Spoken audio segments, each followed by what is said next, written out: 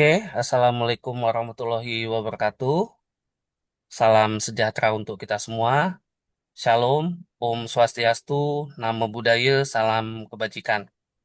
Pada kesempatan kali ini, kami akan mempresentasikan terkait the future of AI di sektor pendidikan. Tapi sebelumnya, izinkan kami memperkenalkan diri terlebih dahulu.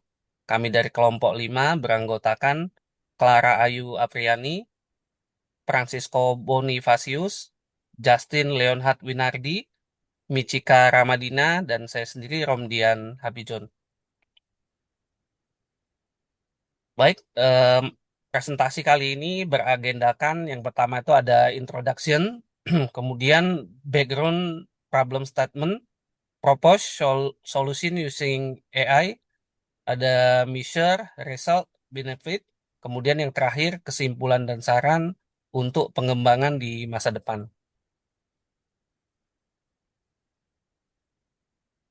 Oke, pendidikan merupakan pondasi utama pembangunan nasional karena berperan langsung dalam membentuk kualitas sumber daya manusia. Melalui pendidikan, negara menyiapkan generasi yang mampu mendorong pertumbuhan ekonomi, menjaga stabilitas sosial, dan meningkatkan daya saing bangsa. Di tengah perubahan zaman dan perkembangan teknologi yang pesat, peran pendidikan menjadi semakin krusial. Kemampuan literasi, numerasi, dan berpikir kritis kini menjadi kebutuhan dasar, sehingga kualitas sistem pendidikan menjadi penentu arah dan keberhasilan pembangunan nasional. Di Indonesia sendiri, pemanfaatan AI semakin relevan karena pemerintah sedang mendorong transformasi digital melalui kurikulum Merdeka, platform Merdeka Belajar, serta program digitalisasi sekolah. Nah, salah satu dari manfaat AI sendiri pastinya AI mampu mengotomatisasi tugas administrasi guru seperti pengolahan nilai, absensi, dan laporan pembelajaran. AI juga mampu menganalisis pola dan perilaku siswa untuk mengidentifikasi kesulitan, potensi, serta kebutuhan belajar secara lebih dini. Lalu, AI menyediakan materi pembelajaran yang dipersonalisasi sesuai kemampuan, minat, dan kecepatan belajar masing-masing siswa. AI juga mampu membantu guru melakukan evaluasi pembelajaran serta lebih akurat, objektif, dan berbasis data. Nah, untuk pendahuluan mungkin itu saja yang bisa saya sampaikan. Kemudian di slide selanjutnya akan disampaikan rekan saya, dipersilakan. Permasalahan yang terjadi pada sektor pendidikan di Indonesia yang pertama adalah rendahnya literasi dan numerasi. Merujuk pada hasil PISA tahun 2022, skor literasi membaca dan numerasi siswa Indonesia masih berada di bawah rata-rata OECD. Yang kedua, learning loss dampak dari pandemi COVID-19. Pembelajaran jarak jauh menyebabkan penurunan kemampuan belajar siswa. Dan yang ketiga adalah ketimpangan kualitas pendidikan terutama pada daerah 3T, tertinggal, terdepan, dan terluar. Dan faktanya, 75% anak usia 15 tahun di Indonesia masih kesulitan memahami gagasan utama dari sebuah teks panjang. Dan 82% anak usia 15 tahun di Indonesia masih kesulitan untuk mengaplikasikan matematika dalam kehidupan sehari-hari. Hal ini diamini oleh staf ahli bidang pendidikan. Beliau menyampaikan bahwa jika Indonesia tidak sungguh-sungguh bergerak menyelesaikan permasalahan ini, level literasi Indonesia berpotensi untuk dilewati oleh Myanmar, Kamboja, dan Timor Leste. Pembahasan berikutnya akan disampaikan oleh rekan saya. Baik, sekarang ke bagian propose solution using AI. Untuk menjawab permasalahan seperti rendahnya literasi dan numerasi, learning loss pasca pandemi, serta ketimpangan kualitas pendidikan di Indonesia, pemanfaatan artificial intelligence atau AI dapat menjadi solusi strategis melalui penerapan teknologi yang berfokus pada pembelajaran yang adaptif, analisis data pendidikan, dan peningkatan kapasitas guru, yaitu dengan menggunakan personalized and adaptive learning berbasis deep learning, AI untuk literasi melalui NLP, dan juga evaluasi pembelajaran otomatis dengan computer vision. Yang pertama ada personalized and adaptive learning berbasis deep learning, yang mengenangani masalah seperti learning loss, pembelajaran yang seragam serta tidak adaptif, dan perbedaan kemampuan siswa. Tujuannya adalah agar siswa belajar sesuai kebutuhannya, sehingga kesenjangan kemampuan dapat dikurangi dan hasil belajar dapat ditingkatkan. Solusinya adalah dengan menggunakan AI berbasis deep learning, misalnya seperti neural network dan reinforcement learning, untuk menganalisis performa belajar siswa secara individual, menyesuaikan tingkat kesulitan materi, kecepatan belajar, dan jenis latihan, serta memberikan rekomendasi konten sesuai kemampuan literasi dan numerasi masing-masing siswa. Contoh penerapannya adalah seperti platform e-learning yang adaptif dan juga sistem intelligent tutoring system. Lalu yang kedua adalah AI untuk literasi melalui NLP, yang dapat menangani masalah seperti rendahnya kemampuan membaca, memahami teks, dan evaluasi literasi yang masih terbatas. Tujuannya adalah untuk meningkatkan kemampuan literasi membaca dan pemahaman teks secara berkelanjutan. Solusinya adalah dengan menggunakan teknologi NLP untuk menganalisis kemampuan membaca dan pemahaman teks siswa, memberikan umpan balik secara otomatis terhadap jawaban, ringkasan, dan kemampuan berpikir kritis siswa, dan menyediakan chatbot edukasi untuk membantu siswa memahami materi bacaan. Lalu yang terakhir yaitu evaluasi pembelajaran otomatis dengan computer vision, yang dapat mengurangi beban administratif guru serta evaluasi yang lambat dan juga kurang objektif.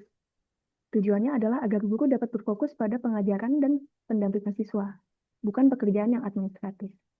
Solusinya adalah dengan menggunakan computer vision untuk mengoreksi secara otomatis jawaban tulis dan numerasi, menganalisis tulisan tangan siswa, dan juga memonitor aktivitas belajar, misalnya seperti keaktifan di dalam kelas. Lalu untuk bagian selanjutnya akan dilanjutkan oleh rekan saya. Silahkan. Baik, selanjutnya adalah measurement, result, dan benefit. Pada slide ini dapat kita lihat bahwa pemanfaatan AI dalam pendidikan berperan penting dalam meningkatkan kualitas pembelajaran. Melalui sistem personalized dan adaptive learning berbasis deep learning, AI mampu menganalisis kemampuan siswa secara individu dan menyesuaikan materi sesuai kebutuhan masing-masing. Selain itu, penggunaan natural language processing membantu meningkatkan kemampuan membaca dan pemahaman teks siswa melalui umpan balik otomatis dari chatbot edukasi. Dampak dari penerapan ini terlihat dari peningkatan nilai asesmen, motivasi belajar, serta berkurangnya kesenjangan kemampuan antar siswa. Lalu, pada slide berikutnya, AI juga berperan dalam meningkatkan efisiensi proses evaluasi dan administrasi pembelajaran. Dengan teknologi computer vision, sistem dapat membantu mengoreksi jawaban secara otomatis sehingga mengurangi beban kerja guru. Hal ini membuat proses penilaian menjadi lebih cepat, objektif, dan konsisten. Dengan berkurangnya tugas administratif, guru dapat lebih fokus pada kegiatan pengajaran dan pendampingan siswa. Secara overall, pemanfaatan AI mampu meningkatkan kualitas pembelajaran sekaligus efektivitas kerja tenaga pendidik.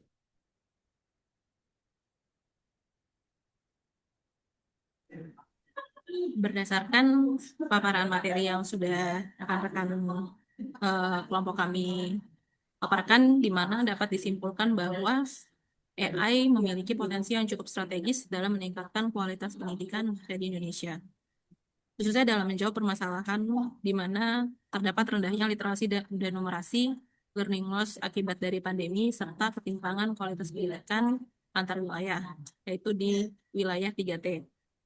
Pemanfaatan AI dalam bentuk personalized dan adaptive learning, natural language processing atau yang disebut NLP untuk literasi, serta computer vision untuk proses evaluasi pembelajaran mampu menciptakan proses belajar yang lebih efektif, objektif, dan berpusat pada kebutuhan para siswa. Implementasi AI juga memungkinkan analisis perilaku dan performa belajar siswa secara individual, sehingga materi pembelajaran dapat disesuaikan dengan kemampuan masing-masing siswa. Selain itu, AI membantu mengurangi beban administratif para guru melalui otomasi penilaian dan pengolahan data pembelajaran, sehingga guru dapat lebih fokus pada peran pedagogisis dan pendampingan siswa. Dengan dukungan kebijakan transformasi digital pendidikan, AI berpotensi menjadi salah satu pilar penting dalam peningkatan kualitas sumber daya manusia Indonesia di masa depan. Boleh next? Di sini kami juga menyampaikan beberapa saran untuk pengembangan AI di masa depan. Terdapat beberapa poin. Yang pertama, yaitu dengan melakukan penguatan infrastruktur dan akses teknologi, di mana peran pemerintah sangat diperlukan untuk memastikan ketersediaan infrastruktur digital yang merata, terutama di daerah 3T, agar pemanfaatan dari AI sendiri dalam pendidikan tidak justru memperlebar kesenjangan akses belajar. Kemudian poin selanjutnya yaitu dengan peningkatan kompetensi guru dalam penggunaan AI dan teknologi digital. Pelatihan berkelanjutan bagi para guru sangat diperlukan agar mereka mampu memahami, memanfaatkan, dan mengintegrasikan teknologi AI secara efektif dalam proses pembelajaran.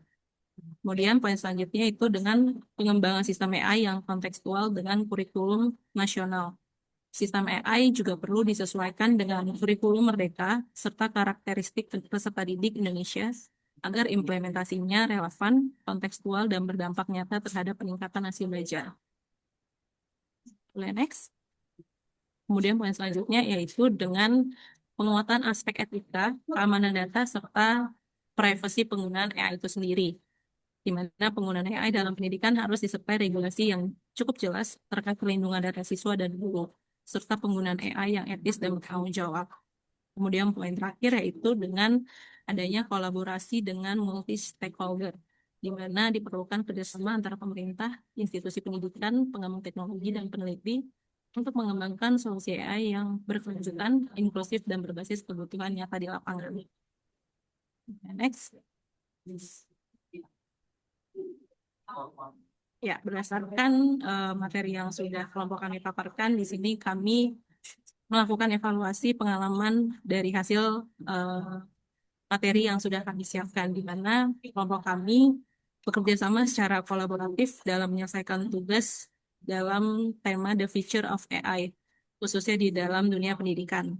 Setiap anggota kami berkontribusi aktif dalam mencari referensi, berdiskusi, dan menyusun ide utama. Proses diskusi berjalan cukup efektif, meskipun terdapat perbedaan pendapat yang justru membantu memperkaya sudut pandang kami, di mana tantangan utama yang dihadapi adalah menyatukan ide dan membagi waktu secara merata. Namun, hal tersebut dapat diatasi melalui komunikasi yang cukup baik. Secara keseluruhan, pengalaman ini meningkatkan pemahaman kami tentang peran AI di masa depan, khususnya dalam pendidikan, serta melatih kerjasama dan tanggung jawab dalam kelompok. Demikian presentasi yang dapat kami paparkan. Terima kasih.